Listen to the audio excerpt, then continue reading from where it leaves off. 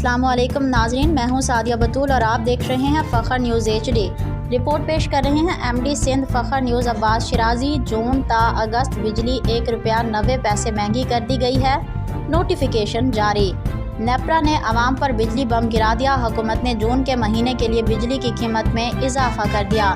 National electric power regulatory authority NEPRA ने जून के महीने के लिए बिजली की कीमत में तकरीबन ₹1.90 इजाफा किया है। नेपरा की जानिब से जारी नोटिफिकेशन के मुताबिक जुलाई और अगस्त के लिए फी यूनिट बिजली की कीमत में 93 पैसे का इजाफा किया गया है। नोटिफिकेशन के मुताबिक बिजली की कीमतों में इजाफे से सारिफिन पर 40 अरब 61 करोड़ रुपए का इजाफी बोझ पड़ेगा, जबकि सारिफिन से इजाफी वसूलियाँ जून ता अगस्त 2024 में की जाएंगी। नोटिफिकेशन के मुताबिक कीमतों में इजाफा रवा माली साल की तीसरी समाही एडजस्टमेंट में किया जाएगा। कबल अज़ीज़ नेपरा ने बिजली की कीमत में इजाफे का फैसला वफाकी हुकूमत को भिजवाया था, जबकि आज नोटिफिकेशन जारी हुआ है। मज़ीद अपडेट के लिए देखते रहिए फ़खर न्यूज़ HD।